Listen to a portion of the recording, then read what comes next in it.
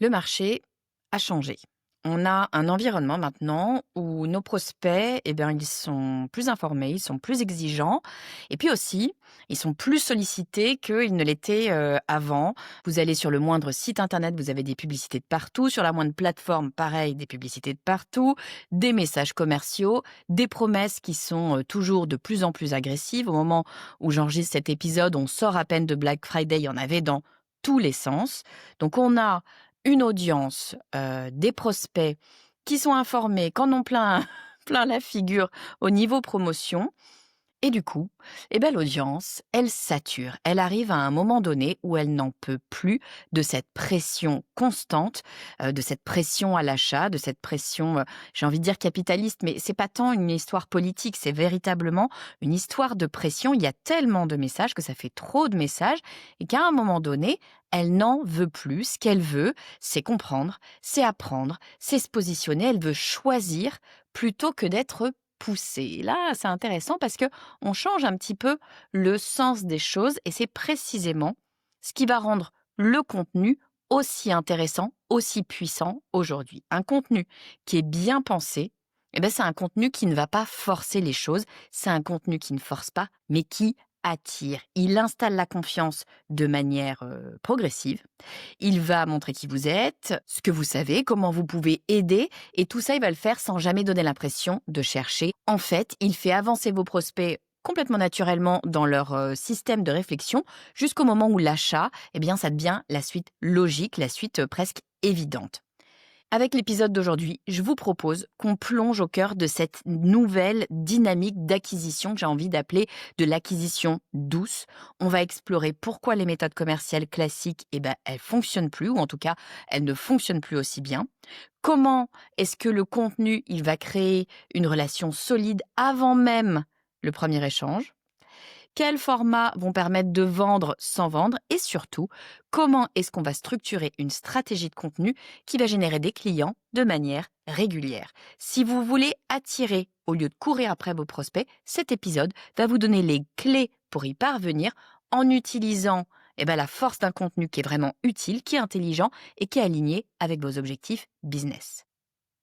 Bon alors pourquoi est-ce que vendre, frontalement comme ça ne fonctionne plus? On l'a dit, hein, maintenant nos audiences, elles vivent dans une espèce de flux continu, d'informations. Elles sont exposées à des centaines, voire des milliers de messages commerciaux par jour, et d'ailleurs très souvent ces messages commerciaux, elles les ont pas demandés, elles les ont pas sollicités. C'est un petit peu comme ça des agressions qui leur viennent dessus. Cette saturation, ça crée, en fait, un phénomène, de défense un peu automatique. Le cerveau va filtrer tout ce qui ressemble à une tentative de persuasion un peu trop évidente parce que, il cherche à réduire cette espèce de charge cognitive permanente. Résultat, les messages commerciaux classiques, avant, ils étaient efficaces et maintenant, ils glissent sur les utilisateurs sans provoquer, quasiment la moindre intention.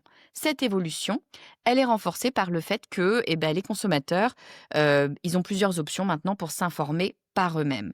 Ils comparent, ils fouillent, ils interrogent, leurs, amis, leurs pairs, leurs collègues, ils lisent des avis, ils vont regarder des vidéos explicatives. Il y a vraiment plein de moyens maintenant de se renseigner, de s'informer avant de passer à un acte d'achat.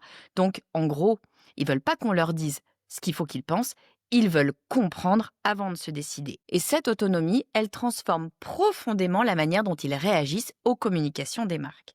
Alors les plateformes, quand je dis les plateformes, je pense les plateformes de réseaux sociaux, les algorithmes de type YouTube, les plateformes de podcast, les plateformes type Google qui vont permettre de faire du search sur des blogs, toutes les plateformes qui vont permettre de trouver du contenu finalement sur le net. Donc ces plateformes, elles vont contribuer elles-mêmes à ce changement parce qu'elles vont privilégier du contenu qui retient l'attention, pas nécessairement les messages publicitaires qui vont en fait casser cette attention. Donc les algorithmes, là, ils jouent un petit peu les rôles de gardiens.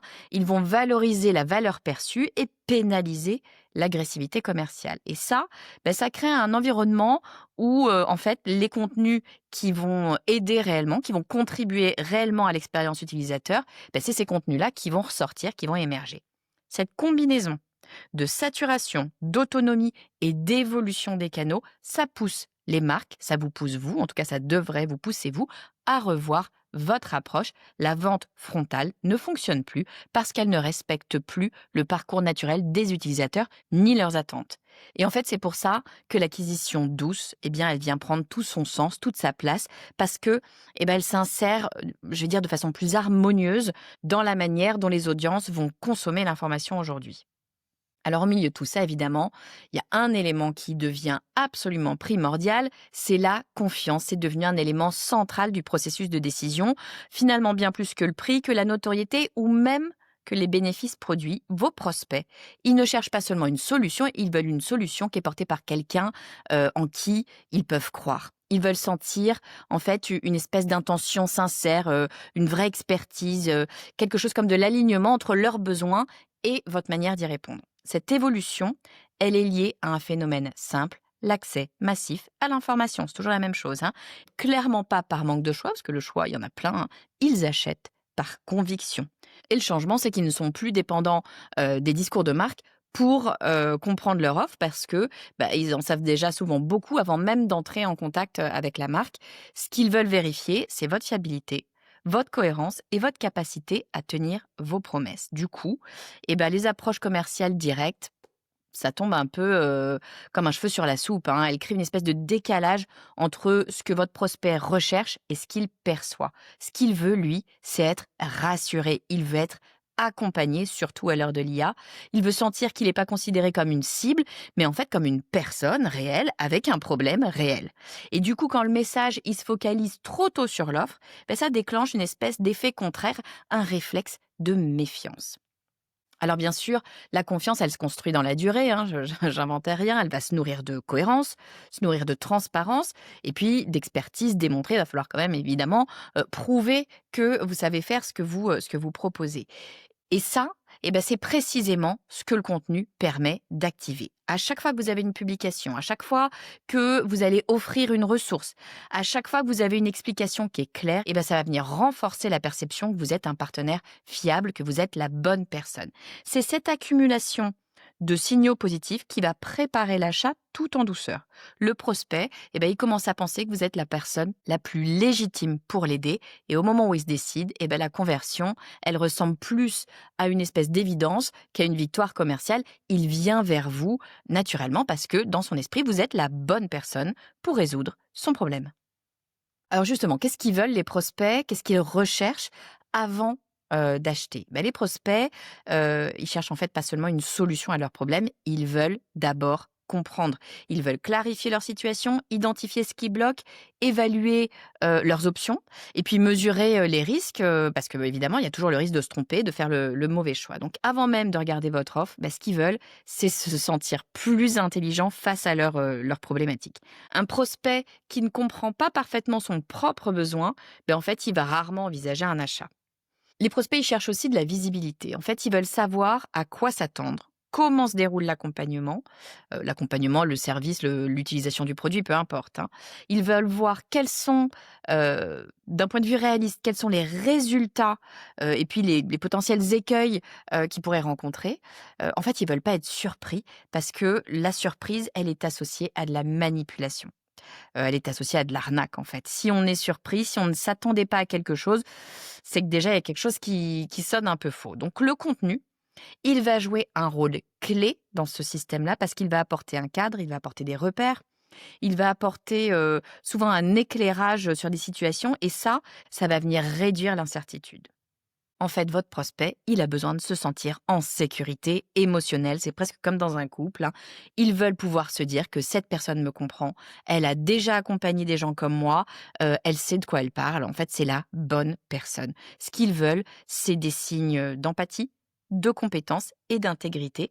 Et du coup, c'est pour cette raison qu'ils passent du temps à observer votre contenu, parfois pendant des semaines, parfois pendant des mois. Ça leur permet d'évaluer votre façon de penser autant que vos méthodes. Et puis dernière chose, ils veulent se projeter, hein, ils cherchent des histoires, des exemples, souvent des retours d'expérience. Tout ça, ça va permettre d'imaginer leur propre transformation. Ça, c'est vraiment extrêmement important. Ils se transposent dans un futur, dans lequel ils ont déjà travaillé avec vous et là, c'est déjà quasiment gagné. Ce qu'ils veulent, c'est voir quelqu'un comme eux qui est passé du point A au point B et ce besoin de projection, il est souvent sous-estimé alors que c'est l'un des moteurs les plus puissants dans la décision. Ce que vos prospects veulent réellement avant d'acheter, c'est pas une offre, c'est une conviction. Et le contenu, il sert précisément à construire cette conviction progressivement, sans pression et sans friction. Oui, parce que le contenu, il offre un avantage qui est décisif. Il permet de démontrer que vous êtes un expert sans jamais avoir à l'affirmer explicitement. Quand vous avez un prospect qui découvre vos analyses, qui découvre vos explications, vos retours d'expérience, votre méthode, il comprend immédiatement que vous maîtrisez votre sujet. Cette évidence, elle n'a pas besoin d'être annoncée. Vous n'avez pas besoin de dire «je suis l'expert de tel domaine». Elle se constate. C'est cette démonstration naturelle qui va créer le climat de confiance et c'est bien plus solide que n'importe quelle accroche commerciale où vous allez dire on est les meilleurs dans tel truc, on fait le meilleur produit ou la meilleure démonstration de je ne sais quoi. Prouvez les choses, montrez-les plutôt que les dire. Et puis partager un contenu qui est utile, ça montre aussi que vous comprenez les problèmes de votre audience et que vous savez les aborder avec précision. Les prospects, ce qu'ils veulent, c'est se sentir compris. Et si vous faites ça, ils voient que vous avez déjà rencontré des situations dans lesquelles eux, ils sont et que vous êtes capable de mettre des mots clairs sur des enjeux qui sont souvent assez flous d'ailleurs dans la tête du consommateur. Donc le simple fait d'en parler, ça réduit la perception de risque parce que il apporte une forme de certitude, hein. Vous êtes la personne compétente, vous saurez les guider, leur montrer le chemin, leur expliquer comment faire. Et le contenu, il agit aussi comme un révélateur de votre façon de penser. En fait, il va montrer votre approche, il va montrer vos grands principes, vos convictions professionnelles. Et du coup, les prospects, ils apprennent votre façon de travailler avant même d'avoir parlé avec vous. Donc, ils savent ce que vous allez proposer, comment vous allez le proposer. Et ça change tout parce que ils ont l'impression eux-mêmes de vous choisir. Cette transparence, elle rassure, elle évite les mauvaises surprises. Si le prospect sait à quoi s'attendre, il est déjà dans une relation de confiance.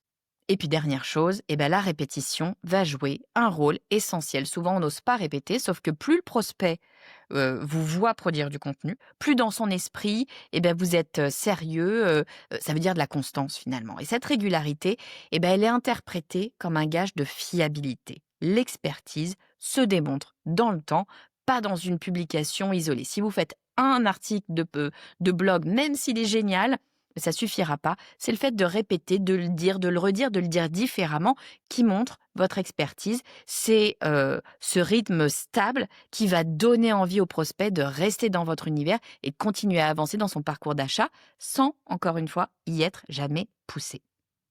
Bon, mais créer du contenu, c'est pas juste transmettre de l'information. Créer du contenu, c'est clairement créer une relation. Quand une personne vous lit, quand une personne vous écoute, ou alors quand elle vous regarde si vous êtes sur une vidéo, mettons chaque semaine, elle va progressivement développer une espèce de sentiment de familiarité. Elle a l'impression de vous connaître.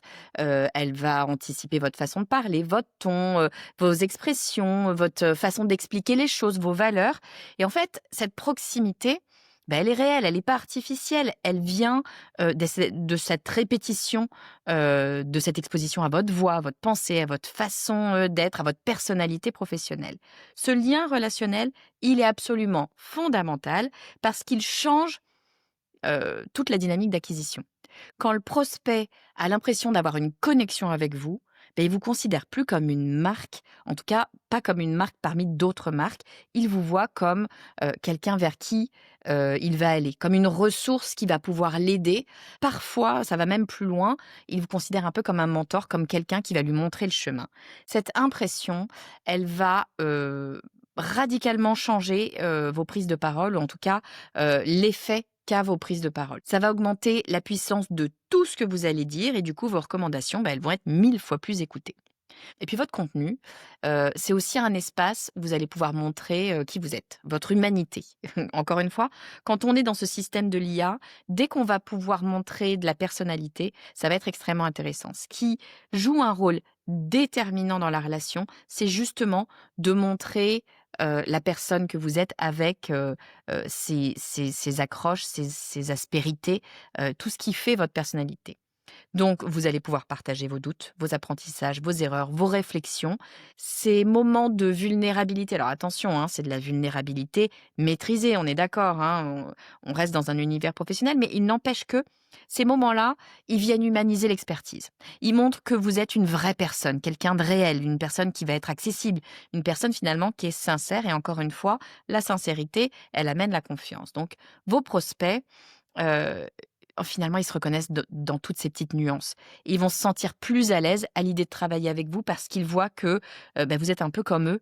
Vous n'êtes pas absolument parfait, vous êtes humain, finalement, c'est aussi bête et méchant que ça. Et puis la relation, elle se nourrit aussi d'une certaine, réciprocité. Si, vous donnez de la valeur en avance, c'est-à-dire avant de ne vendre quoi que ce soit, de ne proposer quoi que ce soit à l'achat, finalement, qu'est-ce que vous faites? Vous allez aider avant de vendre. Donc vous apportez de la clarté sans demander, quoi que ce soit, sans contrepartie. Ce geste-là, il va créer une dette psychologique positive chez le prospect, ça s'appelle le biais de réciprocité.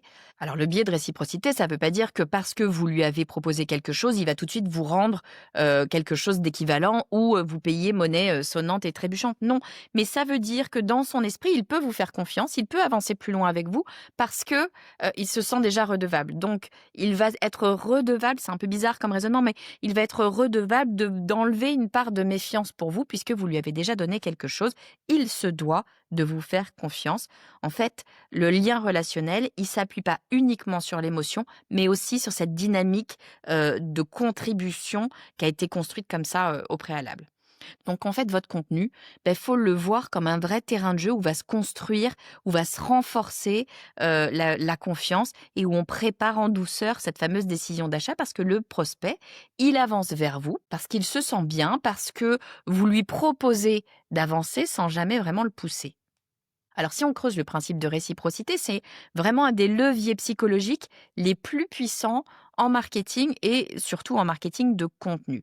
Le principe de réciprocité, il repose sur, un mécanisme simple. Quand vous offrez quelque chose d'utile, quelque chose, de pertinent ou alors quelque chose qui est vu comme généreux, et votre audience ressent spontanément l'envie de vous rendre quelque chose en retour. Cette dynamique, bon, elle est pas manipulatoire, en fait, c'est un fonctionnement humain qui est ancré dans nos interactions sociales. C'est comme ça qu'on a construit notre société. Tu me donnes un truc, je te donne un truc, le troc et cetera. Tout vient de ce fondement-là, de l'échange entre les personnes. Quand vous partagez du contenu de qualité, attention évidemment, hein, pas du contenu tout pourri, hein, du contenu de qualité, vous faites plus que juste donner une information, vous montrez que vous êtes prêt à aider sans attendre quoi que ce soit, en contrepartie immédiate. Donc vous créez un environnement où votre audience, elle se sent respectée, elle se sent considérée, elle se sent soutenue, dans son chemin, dans son cheminement pour apprendre. Et cette générosité, alors c'est une générosité perçue, hein, peut-être, mais n'empêche que cette générosité, elle va renforcer la connexion émotionnelle et elle positionne votre marque comme, une ressource fiable, une ressource désintéressée. Alors la réciprocité, elle fonctionne aussi parce qu'elle réduit la distance entre vous et votre prospect. En fait, vos prospects, ils vont sentir, qu'ils ont déjà reçu quelque chose de vous, ils ont appris, ça leur a clarifié quelque chose, un doute, ils ont compris une méthode, ils ont un espèce d'éclairage sur leur situation. Et du coup, ils sentent cette dette positive et cette situation, elle va les amener naturellement à envisager votre offre avec, en tout cas, plus d'ouverture d'esprit, peut-être plus de bienveillance. Et puis autre chose qu'il ne faut pas laisser de côté, c'est que ce mécanisme, il va attirer les bons prospects. Qu'est-ce que c'est que les bons prospects? C'est les prospects qui comprennent la valeur que vous avez à apporter. Ceux qui, se reconnaissent dans votre façon de penser, dans votre façon de faire, ceux qui vont appliquer vos conseils, et puis qui vont du coup pouvoir, constater les effets positifs. En fait, progressivement, ils deviennent vos clients les plus engagés parce que, ils ont déjà expérimenté votre expertise avant même d'avoir une interaction commerciale. Donc offrir de la valeur, ça va pas diluer votre potentiel de vente, comme j'entends souvent. Souvent, on me dit: «Ah oui, mais alors attends, regarde Estelle, toi avec ton podcast, tu, proposes plein de choses, plein de conseils en marketing. Pourquoi est-ce que les gens viendraient vers toi pour avoir des conseils en marketing?» Pas du tout. Au contraire, ça ne vient pas diluer le potentiel, ça vient renforcer, ça vient préparer la conversion de manière certes plus subtile, plus respectueuse, peut-être plus durable. Moi, ça me plaît bien, je vous avoue, comme façon de faire. En fait, votre contenu, ça devient un espace où vous allez créer les conditions émotionnelles et les conditions rationnelles qui vont rendre l'achat, plus naturel, presque attendu. En fait, vous allez avoir une audience, ou en tout cas une part de l'audience, tout le monde ne va pas devenir client, mais une part de votre audience va attendre de vous que vous lui proposiez de bien vouloir travailler avec elle et là, c'est formidable. Bon, bah, alors vous allez me dire: «OK, Estelle, mais c'est quel type de contenu qui permet comme ça de vendre, sans vendre?» Parce qu'on est nombreux, nombreuses, moi la première, hein, à pas aimer trop, vendre de façon, directe. Donc c'est quel type de contenu? C'est quels sont les formats, les méthodes, les façons de faire qui vont nous permettre, de vendre sans vendre? Première chose, ça va être les contenus éducatifs. Ce sont, en fait, les contenus les plus puissants pour vendre sans en avoir l'air, parce qu'ils répondent à un besoin de clarté de votre prospect. Votre prospect, s'il comprend mieux son problème, s'il comprend mieux ses options, s'il comprend mieux, les enjeux, il devient plus confiant et cette montée en connaissance, ça le rapproche naturellement de sa décision d'achat, sans qu'on ait à faire quoi que ce soit. Donc un bon contenu éducatif, il va pas chercher à briller, il va chercher à éclairer. En fait, il va simplifier ce qui apparaît complexe. Il va permettre d'organiser les choses qui ont l'air peut-être au départ assez confuses. Ce qu'il fait, c'est qu'il donne des repères, il donne des étapes, il va proposer des principes actionnables. C'est ce que j'essaye de faire avec ce podcast, vous l'avez remarqué, hein. Et ce type de contenu, ça offre une prise immédiate à l'audience parce qu'elle se dit, cette personne m'aide à avancer, donc elle sait m'accompagner. Et puis les contenus éducatifs, ils servent aussi de révélateurs parce qu'ils montrent, les erreurs fréquentes, ils montrent, les angles morts, ils vont montrer aussi les dangers, les écueils à éviter. Donc un prospect, avec ce type de contenu, il va prendre conscience de ses propres blocages, de ses propres mauvaises pratiques et il comprend, quelle est la valeur d'avoir un vrai accompagnement professionnel. La prise de conscience en plus, c'est pas une injonction, c'est une conséquence de votre pédagogie. Donc là, on est vraiment dans l'ultra fluide. Bon et puis ce format, éducationnel, il permet évidemment de vous positionner comme une autorité bienveillante. Vous vous contentez pas de dire que vous savez, vous le montrez en apportant, des preuves, des éclairages, des solutions et ça, ça crée une confiance immédiate, une confiance qui est d'autant plus forte parce qu'elle repose pas sur une promesse, mais sur une expérience directe. Donc en offrant de la connaissance, vous allez faciliter la prise de décision et vous donner le sentiment que travailler avec vous, ce sera juste un prolongement naturel de ce que votre prospect vit déjà à travers votre contenu. Un deuxième format qui est intéressant, c'est le storytelling mêlé avec des cas concrets. En fait, l'idée, c'est de venir inspirer plutôt que de convaincre. Le storytelling, ça va agir comme un accélérateur de connexion émotionnelle. Je m'explique, hein. Une histoire, ça va, immédiatement capter l'attention parce que, elle donne un contexte, des personnages, une progression, si c'est bien fait, une certaine tension. Donc votre audience, elle va plus lire une information, elle va écouter une histoire, elle va suivre un parcours. Cette, immersion, elle va faciliter la compréhension et surtout, elle va renforcer, la force de votre message, l'impact de votre message. Quand vous racontez un cas concret, un truc qui s'est vraiment passé, vous montrez ce qui est possible. Vous dites pas: Voilà ce que mon offre peut faire», vous montrez comment une vraie personne est passée d'une situation A, qui est la situation dans laquelle est votre prospect, à une situation B, qui est justement la situation vers laquelle votre prospect voudrait tendre. Alors ce déplacement, il est 1000 fois plus puissant qu'une argumentation rationnelle parce qu'il permet au prospect de se projeter instinctivement. En fait, il se voit, il se reconnaît dans les hésitations du personnage et puis il visualise les résultats, des résultats qui en fait d'un coup deviennent réels, deviennent atteignables.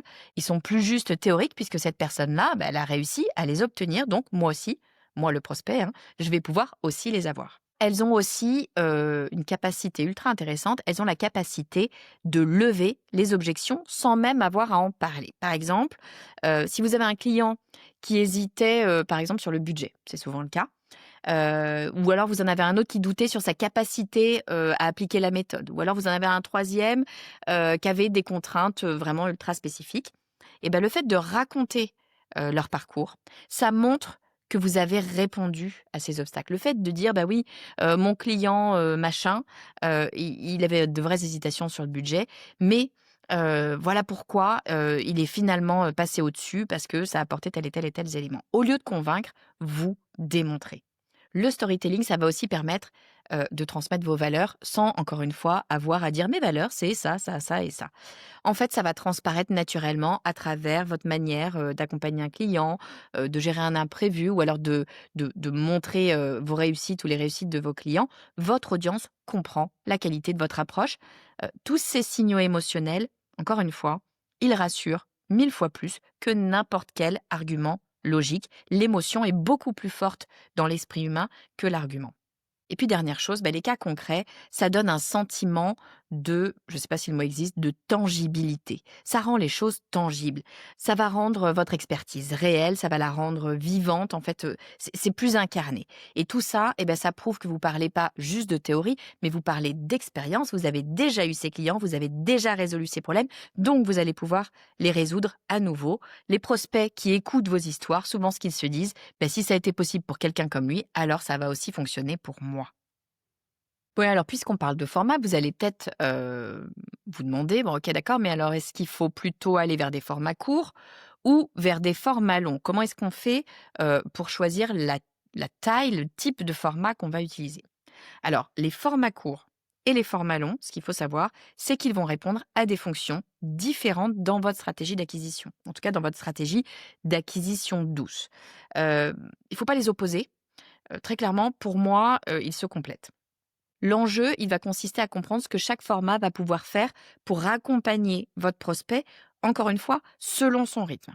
Donc les formats courts, ils vont jouer un rôle d'ouverture. Ils vont venir capter l'attention au milieu d'un flux saturé, notamment sur les réseaux sociaux. L'objectif là, c'est pas d'éduquer en profondeur, puisque c'est court, vous n'allez pas avoir le temps, hein, mais c'est de créer un premier contact. C'est d'introduire une idée, de provoquer une prise de conscience, de créer une émotion ou alors de donner juste un petit aperçu de votre expertise. C'est une porte d'entrée, vers votre univers. Ces contenus, ils sont parfaits pour attirer des nouvelles personnes, pour, déclencher un premier intérêt et pour les emmener vers des ressources qui vont, elles, être plus conséquentes, plus longues, dans lesquelles vous allez pouvoir en dire plus. Les formats longs, les formats vers lesquels vous allez les attirer, ils vont remplir, une autre fonction. En fait, ils donnent l'espace nécessaire pour développer votre réflexion, pour proposer votre méthode, pour raconter votre histoire. C'est ça, c'est sur les formats longs finalement que vous allez construire toute la confiance dont on vient de parler. Donc c'est là où vous allez montrer votre capacité à structurer une pensée, à accompagner un raisonnement, à aller plus loin en fait que tous les contenus snacking qu'on va pouvoir consommer, notamment sur les réseaux sociaux, qu'on va entendre un peu partout. Vous, vous avez une véritable expertise. L'expertise, ça ne peut pas se démontrer rapidement, ça se démontre sur le long terme avec des éléments plus creusés. Les prospects les plus engagés, ils vont aller à fond dans ce type de contenu parce qu'ils veulent aller au fond des choses. Donc le choix du format, en fait, il va dépendre du stade de maturité de votre audience. Pour simplifier, vous allez aller sur des formats courts pour attirer l'attention de nouvelles audiences et vous allez créer la confiance, montrer votre expertise, prouver que vous êtes la bonne personne avec les formats longs. Donc attention, moi je vois énormément de gens me dire: «Ah mais moi, je communique parce que je communique sur les réseaux sociaux». Oui, c'est intéressant de communiquer sur les réseaux sociaux, mais c'est qu'une toute première étape. L'objectif des réseaux sociaux, c'est d'attirer une nouvelle audience et après, il faut tout de suite l'amener sur vos formats longs et vos formats longs, c'est vos formats propriétaires. Typiquement, ça va être un blog, une vidéo, un podcast. C'est certainement pas rester sur les réseaux sociaux. Donc pour résumer, on est dans un environnement où, vendre de façon, frontale, ça ne fonctionne plus ou en tout cas ça ne fonctionne plus aussi bien. Non pas parce que, les offres ont moins de valeur, mais parce que vos prospects ont changé. Ils veulent comprendre avant de s'engager, ils veulent être accompagnés plutôt que d'être interrompus, ils veulent choisir plutôt que d'être poussés. Le contenu va répondre précisément à ces nouvelles attentes en créant un espace d'échange qui est plus naturel, qui est progressif et puis en fait qui est plus respectueux du rythme de chacun. Donc ce qu'on a vu, c'est que le contenu, il permet de démontrer votre expertise sans en faire des tonnes d'un point de vue commercial. Il permet de construire une relation qui est authentique et puis il permet de déclencher ce principe de réciprocité qui va attirer spontanément les bons clients, en tout cas les meilleurs clients, ceux qui veulent en savoir plus, ceux qui veulent aller plus loin avec vous, ceux que vous voulez avoir, ceux avec qui vous voulez travailler. Les formats qui vont le mieux fonctionner pour ce genre de choses, ça va être les formats de type éducatif, et puis les formats de type storytelling, histoire, cas concrets qui se sont passés parce que, ils permettent d'avancer naturellement, dans la prise de décision. Et puis, le différentiel entre format court et format long, c'est véritablement une histoire de maturité du prospect. On va utiliser les formats courts pour attirer l'attention parce qu'effectivement, c'est un bon moyen, d'attraper la personne au milieu justement de toutes ces communications qu'on va avoir partout. Mais très, très rapidement, on va les emmener vers du contenu long parce que c'est dans le contenu long qu'on va pouvoir construire véritablement quelque chose et en plus, c'est un contenu dans lequel, encore une fois, on va être propriétaire. Je rappelle que sur les réseaux sociaux, on est locataire, hein, on est chez le réseau social, on n'est pas chez nous. Alors j'espère que cet épisode vous aura donné matière à réflexion, que peut-être vous allez vous lancer dans la création de contenu long ou alors peut-être que vous en, créez déjà et ça va vous conforter dans cette relation de confiance que vous allez créer avec votre audience. Croyez-moi, créer une véritable et honnête, hein, authentique relation de confiance avec votre audience, c'est un asset qui est extrêmement précieux parce qu'il va vous permettre de passer toutes les difficultés, de passer toutes les vagues de crise qu'on va pouvoir rencontrer. Et des vagues de crise, quand on est entrepreneur, quand on est marketeur, eh bien, on sait qu'il y en a régulièrement, qu'il y en a tout le temps. Il faut faire avec, ça fait partie, du business, du système. Mais la confiance, elle, c'est véritablement le socle d'une relation qui dure, qui va passer toutes ces tempêtes. Si vous avez aimé cet épisode, je vous invite à, suivre le podcast du marketing sur ma newsletter. Ma newsletter, je vous l'envoie en général une fois par semaine. De quoi je parle dans cette newsletter? Je parle de l'épisode de la semaine, je parle de tous mes bons plans, je vous donne tous mes cadeaux bonus, je vous fais participer aux événements de mes partenaires et puis je vous parle de ma vie d'entrepreneur dont je parle très, très peu sur les réseaux sociaux parce que vous avez compris, les réseaux sociaux, c'est vraiment juste pour moi une manière d'attirer les gens vers un contenu plus long, mon podcast, ma newsletter. Je vous dis à très vite.